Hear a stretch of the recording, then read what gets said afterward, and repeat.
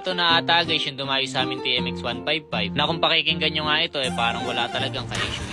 At sobrang layo pa nga guys ng pinanggalingan nila para magpa-schedule sa amin. At narinig nyo naman guys yung andar ng motor niya parang pang tune-upin nga lang ito, sabi nga ng iba. At sa aming pagka-troubleshoot naman guys hindi nga lang tune-upin itong motor niya na parang may lagitik at kalabog dito sa makina niya. At ang rinig nga namin guys na kalabog sa makina niya nasa gawing clutch side. At uunahin nga pala muna namin tong i-tune up bago namin buksan yung clutch side nito. At ituturo na rin namin sa inyo yung tamang pag-tune up. Kung ano nga ba yung dapat baklasin sa mga ganitong klaseng motor na dapat bago nyo i-adjust yung valve clearance, tinatap dead center nyo muna itong magneto para sure nyo rin na accurate yung pag-adjust nyo dito. At tips na rin guys pagka push rod type, need nyo talagang gamitan ng filler gauge sa pag-adjust dito para hindi na rin magpaulit-ulit at magpabago-bago yung resulta nito. At pagkatapos namin tong i-tune up, i-check na rin namin yung air cleaner nito dahil hindi pa raw unabis na bubuksan at napapalitan yung air cleaner nito. At sa tinagal naman guys na nakakabit itong air cleaner sa motor niya, kailangan na talaga tong palitan dahil sa dumi na rin ito. Dahil yung mga ganitong air cleaner guys disposable. At need nyo nga palang tanggalin yung strainer niyan at saka nyo ilipat sa bagong air filter dahil hindi kasi guys kasama yung strainer na yan sa mga replacement na air filter. At talagang nilinisan namin yung lagayan na yan bago namin isalpak yung bagong parts nito. At pagkatapos namin ikabit yung bagong air cleaner,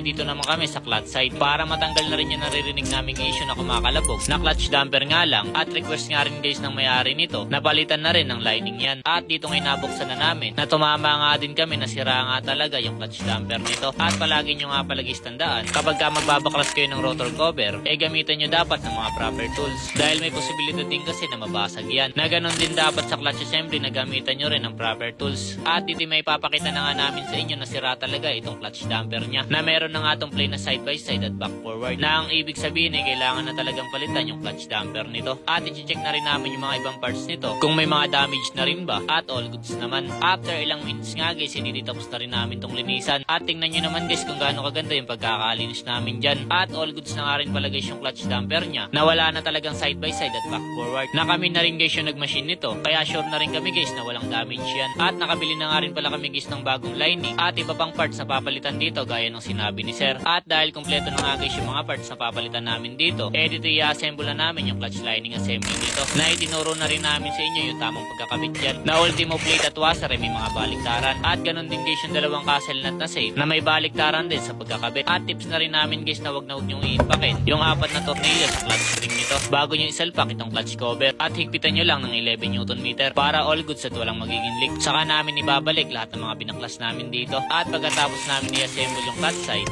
dito naman kami sa magneto side. At request nga rin guys ng may-ari na maibalik sa primary type itong motor niya dahil napalitan na raw tong stator niya at naka-battery operated pa yung CDI nito. At kita nyo naman guys na malapit na nga masunog itong secondary coil niya. At sigurado na rin kami dyan guys na ilang buwan na lang din yung itatagal nito kung hindi pa namin to papalitan. At ang napansin nga namin dyan guys habang binabaklas namin yung magneto cover nito, nagkaroon ng konting tubig itong langis niya sa makina na ang dahilan guys maluwag na yung o-ring sa starter nito. At aayusin na rin namin yan guys. At kung kayo naman guys magkakabit ng bagong stator, siguraduhin yung mahigpit yung mga bolts niyan tulad na lang ng tornilyo sa pulsar ng 4mm at sa stator na 5mm bago nyo isalpak yung magneto cover. Saka nyo higpitan ng 11 Nm para sure na fit at walang leak. At naresolba na nga rin pala namin yung starter o-ring yan na hindi na talaga papasukin ng tubig yan. At bago nga namin tuluyang paanda rin to, din na pagkasunduan namin na linisan na rin itong motor niya. At para maipakita na nga rin sa inyo na naka 4-pin CDI ito at napansin na nga rin namin na wala nga itong sakit na dapat kailangan may sakit yan kahit battery operated pa man or primary type. Kaya nililinisan na rin namin to para dito man lang makatulong na rin tayo sa kanya. At talagang pagbubutihan namin yung paglilinis namin dito dahil sa mga ganitong trabaho dito pa kami mas ginaganahan. At dito hindi pa nga kami nasiyahan kaya sinabunan na rin namin to. At dito tapos na nga namin tong car wash na tingnan nyo naman guys kung gaano kaganda yung pagkakalinis namin dyan na ultimo mga wire natanggal talaga yung mga putik dyan. Kaya dito ipaanda rin na natin to.